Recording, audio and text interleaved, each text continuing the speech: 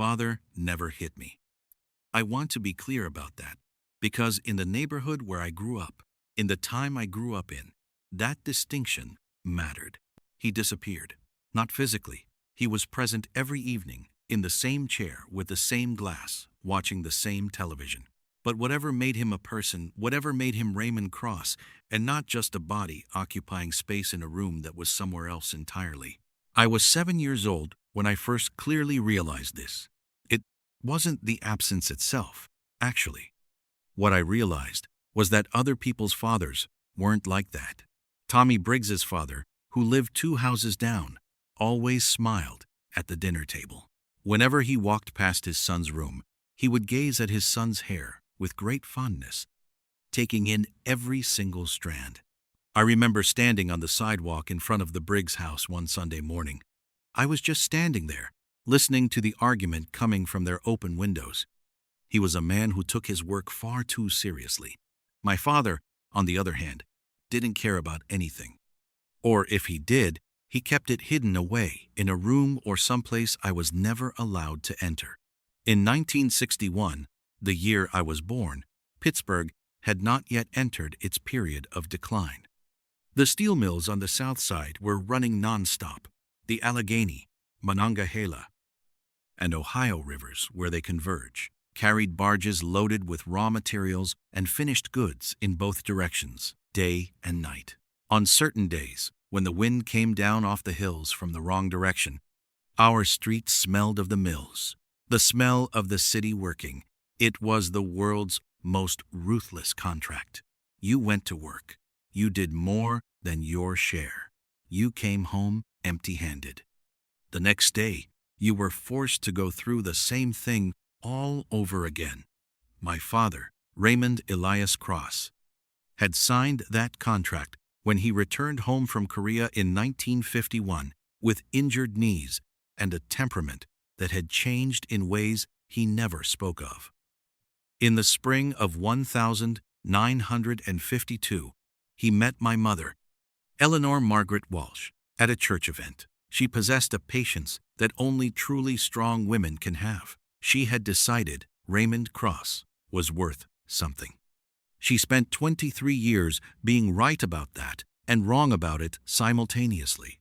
Hay, married. In September of 1952, my sister Patricia came in 1957. I arrived in March of 1961. My brother Michael followed in 1964. I was the quiet one. Quiet is not the same as shy. Shy is rooted in fear. What I was, from the earliest age, was watchful. I was cataloging. The way my father's jaw tightened when the monthly bills arrived. The way my mother smiled with her mouth when she told us everything was fine, while her eyes said something else. The way Michael never noticed any of it because he didn't need to, because the world had always been safe enough for him not to require that kind of vigilance. I noticed all of it. I filed all of it under categories I didn't have names for yet, in a system I hadn't been taught and had not consciously constructed. I did not know what any of this was for. I would not know fully until years later, in a room in Langley, Virginia. A man with a face like an accountant and the title of deputy director told me I was one of the most naturally gifted readers of human behavior he had encountered in 30 years. I thanked him and said nothing else, because I had already learned by that point never to reveal what you value to the person who might one day decide its price. Harold Birch lived 4 houses down from us on Maple Street. He was in his middle 60s when I knew him. He had fought in the Second World War. Normandy, June 1944. I knew this not from Harold himself, who never spoke of it. The photograph showed a young man in uniform, unrecognizable as the old man who fed pigeons, and yet, somehow, unmistakably, him. Something in the way he stood, Mrs. Birch said softly. That was Harold before. Something in how she said the word before told me that before was a country you could leave but could never return to. It was a Tuesday in the summer of 1944. 972. I was 11. The heat was the particular heavy heat of a Pittsburgh summer that makes stillness feel like wisdom. I was sitting on our front porch, trying to pass the time without doing much of anything. He, on the other hand, wasn't in any hurry to get anywhere. He was walking back and forth at a leisurely pace. "You look like you're working on something," he said. I told him I wasn't working on anything, that I was just sitting there watching my surroundings and thinking. He said, "Sitting carefully is the same thing as studying. Most people don't know the difference." Then he walked on. I have thought about Harold Birch in rooms on 4 continents. In a safe house in Vienna in 1985, waiting for a contact who did not come, in the back of an unmarked vehicle outside Baghdad in 2004. Listening to a report that confirmed something I had already suspected but hoped not to have confirmed.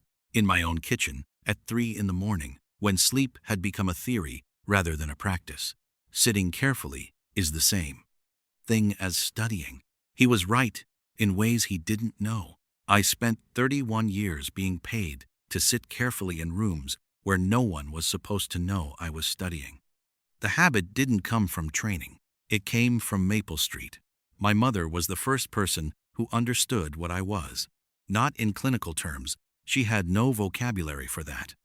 She was a woman from western Pennsylvania who had grown up in Altoona, the daughter of a railroad man, and her understanding of people came from decades of close observation rather than formal education. But she knew. Mothers of quiet children often know before anyone else does. She said to me once, I was 13, maybe 14. She said, "Daniel, you know what your problem is? You see too much. Most people only see what they're looking for. You see everything else too." I asked her if that was bad. She was standing at the stove, her back to me, stirring something. She thought about it for a moment, the way she thought about things that deserved a careful answer. Then she said, "It depends entirely on what you do with it." I didn't know what to do with it then. I was 13 in Pittsburgh, and the most pressing question in my life was whether I would make the junior varsity basketball team, which I did not. Because I was 5'4" and had the athletic ability of a reasonably coordinated mailbox. But the question stayed with me the way questions that matter always stay. Not loudly, just present. What are you going to do with what you see? It took me 4 more years to begin finding out. The summer of 1974 was the last summer I remember as entirely a child. Not because anything definitive happened to end it. There was no single event, no clear line of demarcation. It's only in retrospect that I can identify it as the last season I moved through the world without the particular weight of having decided what I was going to be. Pittsburgh that summer was beginning its long decline, though we didn't recognize it as such while it was happening. The mills were still running, but something in the city's posture had shifted. You could feel it in the way you feel a change in weather before it arrives, not in any single thing, but in the accumulation of small signals that add up to a direction. Fewer cars on certain streets on certain mornings. Shops that had been there your whole life, appearing one day with brown paper in the windows. Men sitting on front porches in the middle of a Tuesday afternoon who should, by every previous arrangement of the world, have been at work. My father had begun drinking more, not dramatically. He was not a dramatic man in any direction. He drank with the same methodical joylessness with which he approached everything, as if alcohol was a task he had been assigned and intended to complete to specification. One glass became 2, became a slow and steady erosion that my mother managed the way she managed all the difficult things in our household, by working carefully around them, adjusting the shape of the day to accommodate what couldn't be changed, never drawing attention to the adjustment itself. I watched all of this. I cataloged it. I understood it more than a 13-year-old should have needed to understand it, and did not know what to do with the understanding. What I did because I had no better option available to me, was red. The Carnegie Library on Forbes Avenue became my primary destination on afternoons, when the house felt too heavy to sit inside without purpose. I was not reading with any plan or curriculum. I moved through the stacks the way a person moves through an unfamiliar city without a map, turning based on what caught the eye, stopping when something arrested me long enough to be worth investigating. I read about the Korean War and did not tell my father. I read about the Second World War and understood, for the first time, with something that felt like recognition rather than information, why Harold Birch walked the way he walked. And then I found a book about the OSS, the Office of Strategic Services, the wartime predecessor of what would become the CIA. I found it by accident, the way you find the things that matter by being in the right place when you weren't looking for anything in particular. I read it in a single afternoon, sitting on the floor between two shelves with my back against the wall, and something happened that I have spent years since trying to describe accurately and have never fully managed. It was the feeling of recognition, not of information I already had, of a category of existence I had not previously known I was allowed to want. Men and women who watched, who listened, who read rooms and silences and the spaces between what people said and what they meant, who operated in the territory between official and necessary, who understood that the most important information is always what hasn't been said. I took the book home. I read it again. I returned it and found 3 more. I read those. I found more after that. I was 14 years old, and I had found the first thing in my life that felt like it had been waiting for me, rather than the other way around. My father saw me reading one of these books one evening. He asked what it was. I told him it was about the war, his war, Korea. He looked at the cover for a moment. Then he looked back at the television and said, without particular emphasis, without editorial, "Don't romanticize it." 4 words, the most direct thing he ever said to me about any of it. I have tried, across 5 decades, to honor that instruction. I have not always succeeded, but I have tried. Mr. Dabrowski was my guidance counselor in my junior year of high school. He was a compact, direct man who had grown up in the Polish neighborhood on the South Side and had a low tolerance for waste in any form. He called me into his office one afternoon in the spring of 1977 and told me, without preamble, that I was one of the most capable students he had encountered in 15 years at the school and that I was doing essentially nothing with it. He said, "You have 2 options, as I see it. You can keep doing what you're doing, sitting in the back of classrooms, watching everything, participating in nothing, and eventually becoming someone who was almost something. Or you can go somewhere that will force you to become useful." I asked him what he meant by useful. He opened his desk drawer and slid a brochure across the surface toward me. United States Military Academy, West Point, New York. I looked at it for a moment. Then I said, "I don't want to be a soldier." He said, "Then don't be a soldier. Be whatever it is they need you to be that isn't a soldier. There's always something they need that isn't a soldier." It was imprecise advice, but it was directionally correct in a way that Mr. Dabrowski could not have known and would not have believed if I had tried to explain it to him 20 years later. I applied in the spring of 1978. I submitted the forms, wrote the essays, sat through the evaluations. I was accepted in June of that year. A fact I discovered by a letter in our mailbox on a Wednesday morning in a summer that was already beginning to feel different from previous summers in a way I couldn't articulate. I told my mother first. She was in the kitchen when I came in with the letter. She read it standing at the counter and then set it down carefully and looked at the window above the sink for a long moment without saying anything. Then she turned around and I saw that she was crying, quietly, the way she did everything without making it about her, without drawing attention to the emotion, simply allowing it to move through her and pass. She said, "I knew you'd find it. I didn't know what it was, but I knew you'd find it." I told my father at dinner.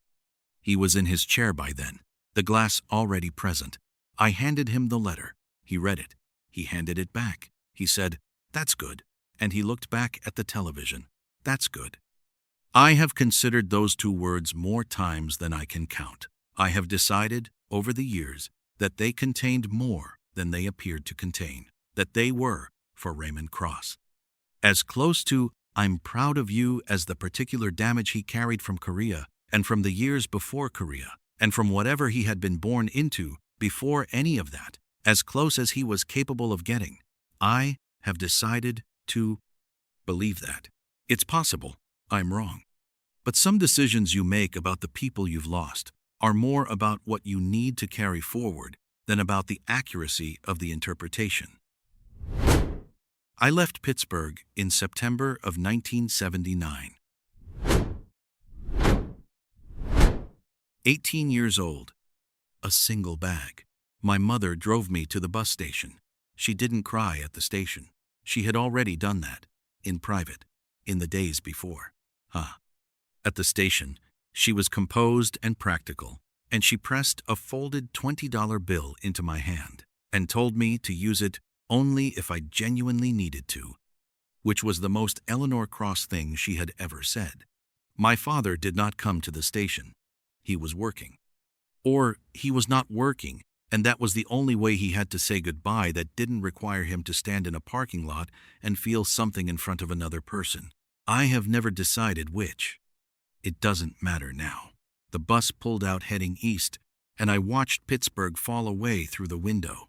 The rivers, the bridges, the hills, the faint, persistent smell of industry that had underlined every day of my first 18 years. And I thought, with the confidence of an 18-year-old, that I was escaping, that I was leaving something behind, that the person I was going to become had nothing to do with the place I was coming from. I was wrong about that. I have been wrong about a number of things over the course of my life, but that was among the earliest and most complete errors of judgment I can identify. You do not escape the place you come from. You carry it. You carry it into every room you ever enter. You carry it to West Point, and to Langley, and to East Berlin, and to Beirut, and to every safe house and operations room, and interrogation room, and debrief room. You spend the next 31 years sitting inside. I carried Maple Street to all of those places. The weight of a quiet house, the grammar of absence.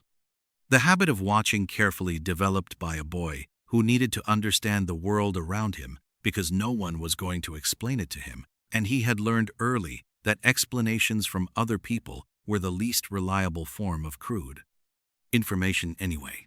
The smell of steel on a bad wind day.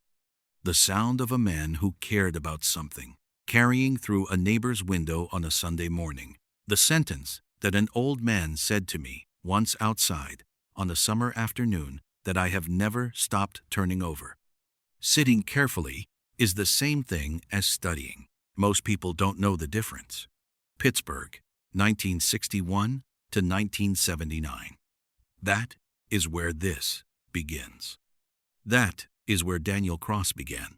West Point comes next.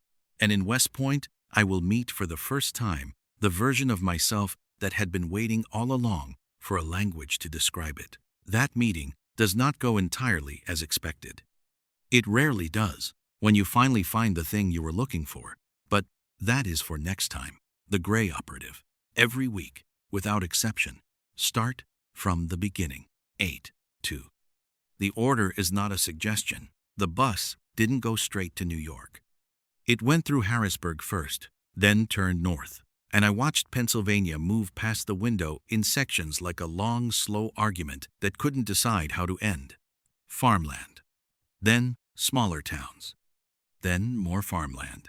Then the light changed, and I understood, without being told that I had crossed an invisible line, that I was no longer in the Pittsburgh I had grown up in, even though I was still technically in the same state.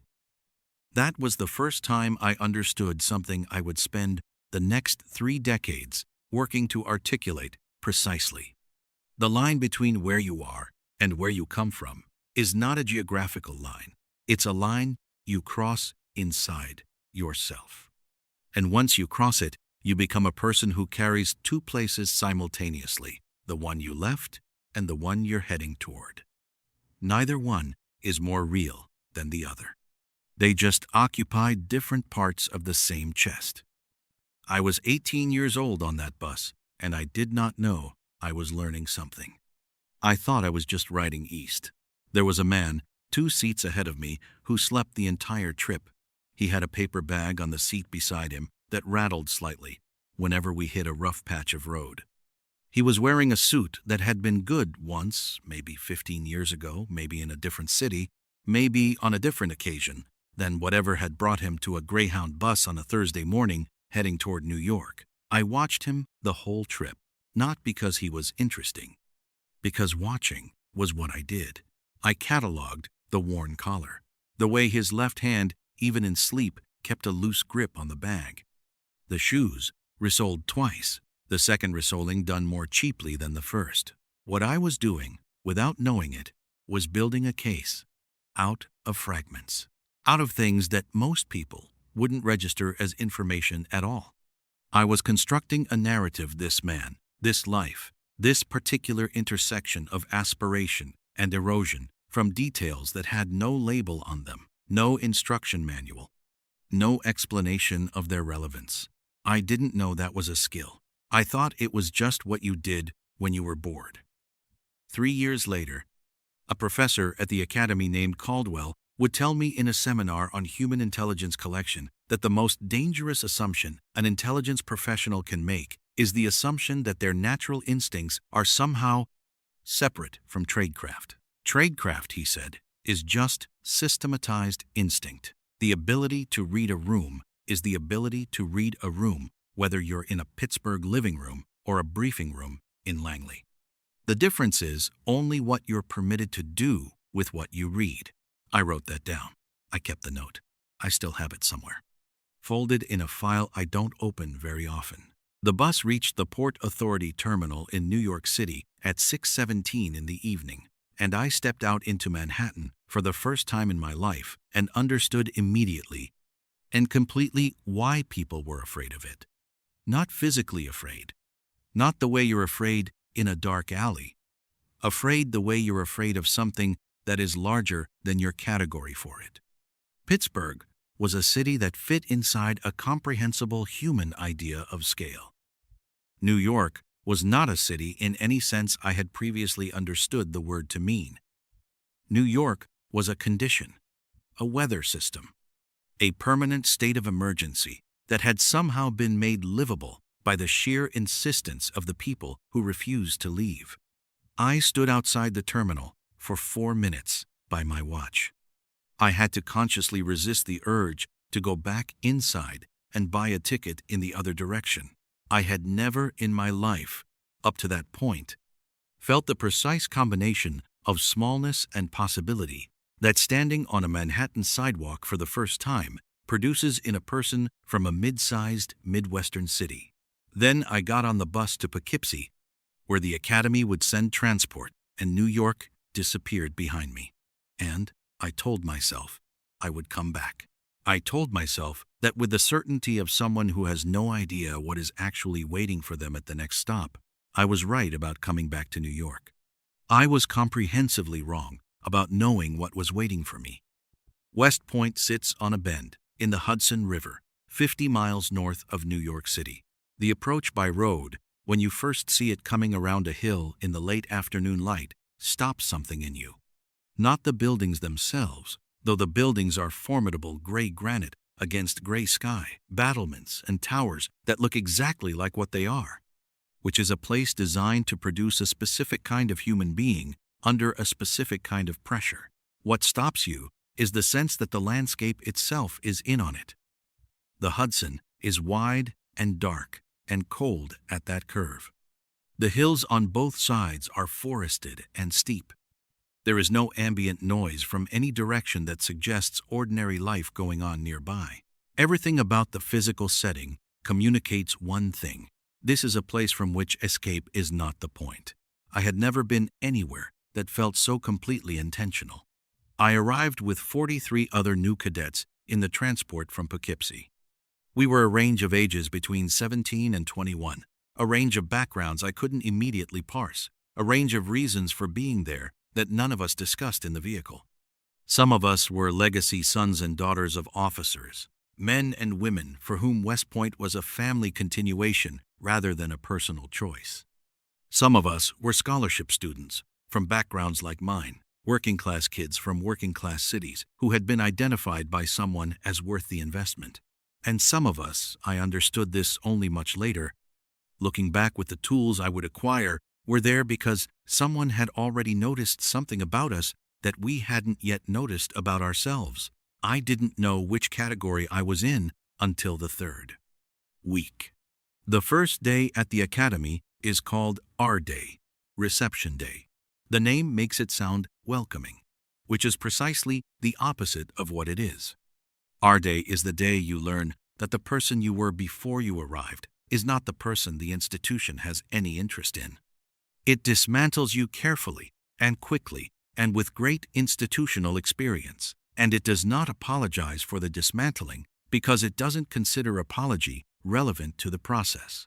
I had read about this before I arrived. Reading about it did not prepare me for it. By 6 in the evening of our day, I had been assigned my room, my roommate, my uniform, my name in the institutional sense Cadet Cross, a designation that carried a weight the name Daniel had never carried, and I had been introduced to a level of structured pressure I had no prior reference point for. Not physical pressure, not yet. Psychological pressure, the kind that comes from being evaluated constantly and knowing you are being evaluated constantly and not knowing precisely what criteria are being applied to the evaluation. I knew how to watch. I had spent 18 years learning to watch, but I had never been watched in return with this quality of attention. It was disorienting in a way I could not immediately analyze, which was itself disorienting, because the inability to analyze what I was experiencing was not something I was accustomed to. My roommate on our day was a young man named Thomas Garrett from Charleston, South Carolina. He was tall, with the particular ease of a person who had never seriously doubted that the world would accommodate him, and he was also, as it turned out, significantly more perceptive than his ease suggested. He sat on the edge of his bunk that first evening while we were supposed to be studying the cadet handbook and watched me for a moment, and then said, "You're not scared." I told him everyone was scared. He said, "Sure, but you're not scared the same way. You're interested." I thought about that for a long moment. Then I said, "Is that bad?" He considered it. He was the first person outside my family who took questions seriously before answering them, and I noticed that immediately and filed it. He said, "I don't know yet. Ask me in a year." Thomas Garrett and I would not be friends for that year. We would be something more complicated than friends rivals, in the particular way that two people who respect each other's capabilities become rivals, always measuring, always adjusting, always learning something about themselves from the distance between them and the other person. He was better than me at certain things I cared about being good at. I was better than him at certain things he cared about. Neither of us discussed this directly, because we had both already learned in different ways from different sources that discussing the terms of a competition changes the competition. That was the first week. The academics at the academy were not difficult in the way I had expected them to be difficult. I had expected a level of intellectual rigor that would challenge what I understood to be my capabilities. What I found instead was a different kind of difficulty, not the difficulty of hard material, but the difficulty of hard material delivered under conditions designed to test something other than your mastery of the material. You weren't being evaluated on whether you understood differential equations. You were being evaluated on whether you could understand differential equations while exhausted, while under observation, while managing the social and hierarchical dynamics of a plebe in a strict institutional framework, while also performing all the physical and procedural requirements simultaneously. I understood this after about 3 weeks. Once I understood it, things became clearer. Not easier, clearer. There is a significant difference. I had a professor in the first semester named Colonel Hartley, who taught a required course in American military history that most cadets treated as an obligation to be completed rather than a subject to be engaged with. I treated it differently. Not because I was unusually disciplined, I wasn't, particularly in those early weeks, but because the subject matter intersected with the reading I had been doing since I was 14 in the Carnegie Library, and I could not help but be interested in the connection between what I had read in those stacks and what Colonel Hartley was presenting as institutional history. Colonel Hartley noticed, professors always notice when someone in a required course is actually there. He kept me after class one Wednesday in October, 3 weeks into the semester, and asked me a direct question. He asked me why I was at the academy. I told him what I had told Mr. Dabrowski, that I didn't want to be a soldier. He looked at me for a long moment, the way people look at you when they are deciding whether what you just said is honest or strategic, and then he said, "That's the most interesting answer I've heard in 6 years of asking that question." I asked him why. He said, "Because all the interesting ones end up in the same place." Come to my office hours next week. I went. I went every week for the rest of that semester. Colonel Hartley did not teach me intelligence work. He taught me military history. But the way he taught it, the way he framed every campaign, every decision, every strategic failure, was as a problem of information. What did the commander know? What did the commander not know? What did the commander think he knew that turned out to be wrong?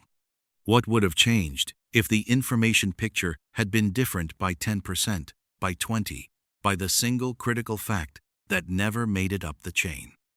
Every military disaster in history, Colonel Hartley said once, is at its core an intelligence failure, not always an intelligence community failure. Sometimes a failure of a single commander to believe what the information in front of him was actually saying. He let that sit for a moment. Then he said, "The hardest part of this work isn't getting information. It's believing information that contradicts what you want to believe." I wrote that down too. I still carry it, not on paper anymore. Somewhere more permanent. The fall semester of 1979 ended, and I went home to Pittsburgh for Christmas. It was the first time I had been back since September. Maple Street looked smaller than I remembered it, which was not a surprise. I had been told by enough people that this would happen, but the specific quality of the smallness was a surprise. It wasn't that the street had shrunk. It was that I had grown a perimeter. That I now carried a kind of spatial awareness, an unconscious mapping of exits and sight lines and structural features that made every environment I entered feel more explicit to me than it had before. The academy had started doing something to the way I moved through physical space, and I hadn't noticed it happening until I stood on Maple Street and realized I was assessing it. My mother made the dinner she always made for Christmas. She asked me careful questions about the academy, careful because she was calibrating how much to push and how much to leave alone, which was a skill she had refined over 18 years of living with men who didn't volunteer information. I answered the questions she asked and didn't offer more. My father sat in his chair. At some point in the evening, it was after dinner, before my mother had finished cleaning up, he said, without looking away from the television, "Are they treating you well?" It wasn't really a question. The inflection was flat. But it was a question in the sense that it was directed at me and contained a gap where an answer could go. I said, "Yes." He nodded. He took a drink from his glass. He didn't say anything else. Later, lying in my old bed, in my old room, I thought about that exchange for a long time. Are they treating you well? In 31 years of intelligence work, I would conduct hundreds of debriefings, hundreds of interviews, hundreds of conversations with people who were not telling me everything they knew. I would become skilled at reading the question beneath the question, the actual thing a person was trying to find out, wrapped in the question they felt safe asking. Are they treating you well? What my father was asking, I eventually decided, was, are you surviving? Are you intact? Is whatever it is you're doing to yourself going to leave you more or less whole on the other side of it? He couldn't ask that directly. He didn't have the language, and he didn't have the permission he would have needed from himself to use it even if he'd had the language. But that was the question. I should have told him the truth. I should have said, I don't know yet. It's changing me in ways I can't measure yet. I think the changes are the point, but I was 18 and I said yes, and that was all. When I left after Christmas, heading back to the academy on the 2nd of January, 1980, my father was awake early, earlier than he needed to be, earlier than made any practical sense given that my mother was driving me. He was in the kitchen when I came down with my bag. He was not drinking. He was just there, standing at the counter with a cup of coffee, in the gray early morning before the light was fully established, looking out the window at the backyard in winter. I stood in the kitchen doorway for a moment. He turned around. He looked at me for a long moment, the longest he had held my gaze, I think, in years, maybe ever. Then he said, keep your head down, but not so far down you miss what's happening around you. He turned back to the window. I picked up my bag. I walked to the car. My mother was already outside, warming the engine. I didn't say goodbye to him from the doorway. I didn't go back in. That is a decision I have revisited countless times across the decades that followed, and I have never definitively decided whether it was right or wrong. At the time, it felt like the correct response to the kind of goodbye he was capable of giving to honor it by not requiring more of it than it already was. Keep your head down, but not so far down you miss what's happening around you. That is, in 8 words, from a man who rarely used 8 consecutive words of his own volition, a complete description of field tradecraft. It is also, in retrospect, the only piece of direct operational guidance my father ever gave me. He didn't know that's what it was. He was talking about survival in general. He was talking about Korea and the mill and Maple Street and every room he had ever sat in where something was happening that required careful navigation. He was also, without knowing it, talking about everything I would spend the next 31 years doing. I have thought about those 8 words in Vienna and Baghdad and Berlin, and a dozen rooms I'm not permitted to describe. I have thought about them at 3 in the morning in my own kitchen when the weight of accumulated decisions made it impossible to sleep. I have thought about them while reading files that should not have been read, while making calls that should not have been made, while choosing between options that were not really options at all. Keep your head down. But not so far down you miss what's happening around you. He was right. He was right in ways he would never know. He was right about Korea and about me and about every situation in between, and the fact that he never knew he was right is one of the things I carry that has no proper category in any system I have ever tried to build. Pittsburgh, 1961 to 1979, where Daniel Cross began, where Raymond Cross stayed. Next time, West Point, 1980. And the man who first used the word cipher in a sentence directed at me, not as a code name, as a description. That conversation changed the direction of everything. The gray operative, every week, from the beginning. The order is not a suggestion. It never was.